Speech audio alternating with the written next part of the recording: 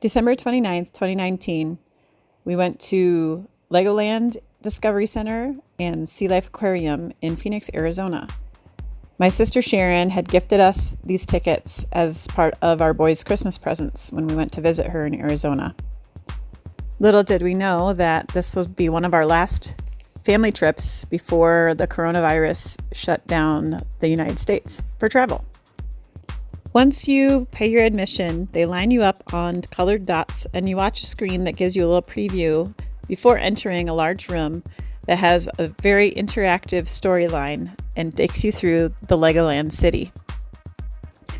Once you're done touring the city and saving the day, the first activity you come to is called Kingdom Quest. And this was our son Linus's favorite activity for the entire day. I think we rode this ride, probably 40 times during the day.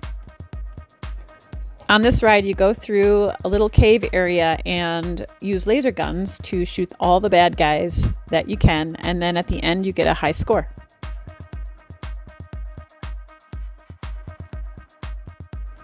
Then once you exit the ride, there's a door to go through where you can explore the amazing creations that the Lego designers have built. This is all centered around Phoenix and Arizona in general. There is a city, there are stadiums, there is the Grand Canyon with balloon rides. It's just incredible. You really have to see it to appreciate it.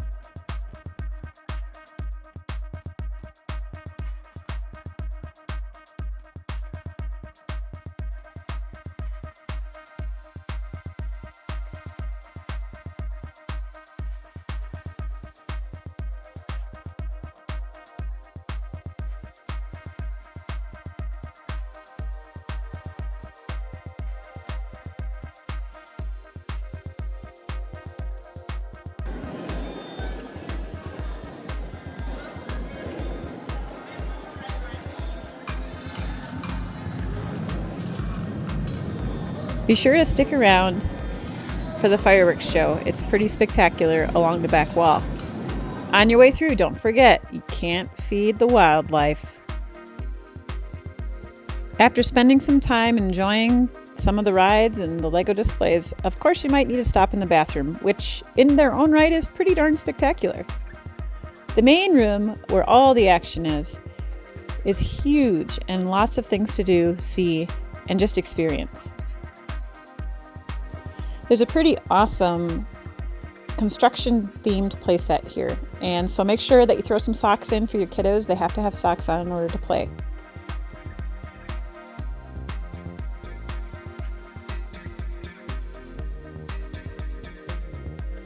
Of course, Calvin found the Star Wars display. It was amazing, and we were beside ourselves thinking how fun it would be to be the ones that got to create these particular displays. And then there's the bricks. Of course, you guys get to build, and you build and build. There are the small Legos, there's giant Duplo Legos, there are Lego cows, there are Lego everything to play with and to build and to play on, and that was the highlight for Linus.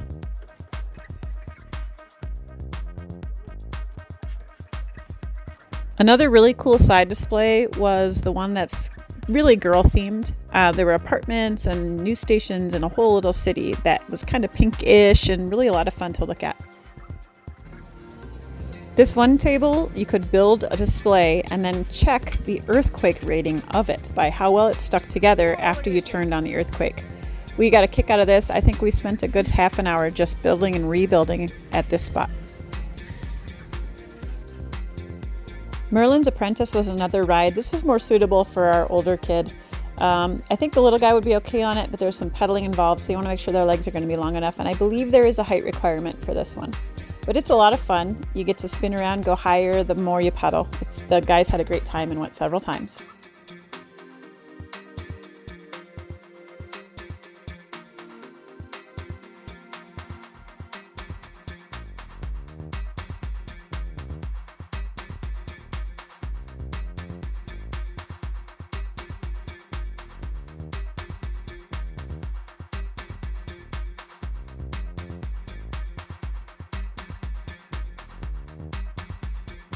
About once an hour, they opened up a room called the My Creation Room, where you got to go in and they would maybe give you a theme and then you would try to build something.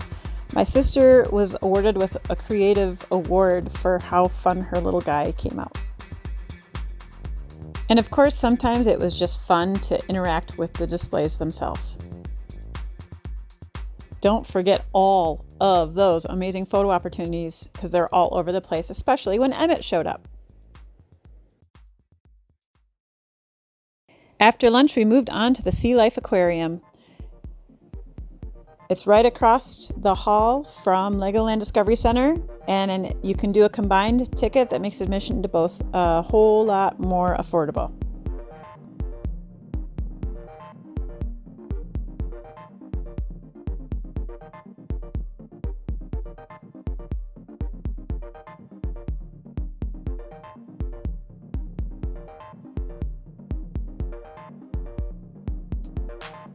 This aquarium is really science-based with learning as the main goal. So there's little stations along the way that the kids can get a stamp. There's also a lot of staff around doing a lot of teaching and instruction, allowing kids to touch certain things. And the pop-up bubbles inside of the aquariums where the kids could basically submerge themselves inside the water was just fascinating. The kids just loved it. And actually, so did we.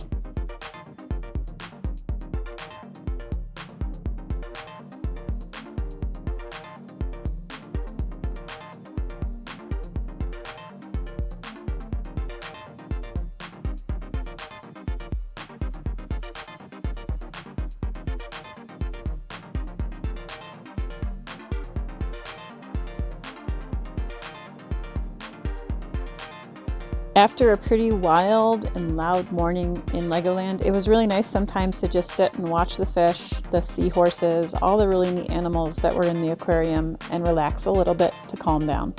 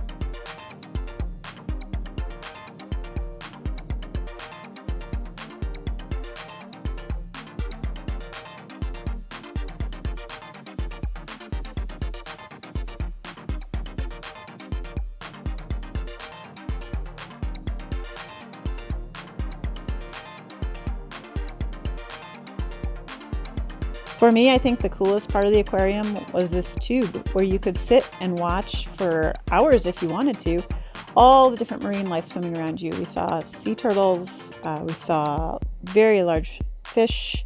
It was really cool. And all of us stood there for a very long time, just really enjoying being part of the ocean.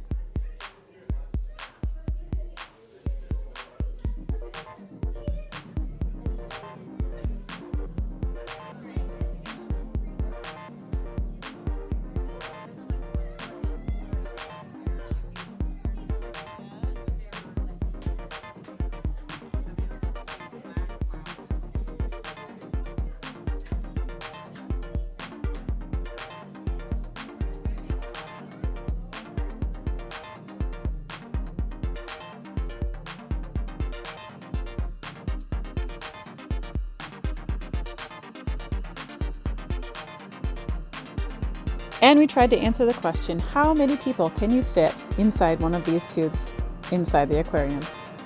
We tried for 3, but I think 2 was the limit, and the boys had a great time squeezing in there together.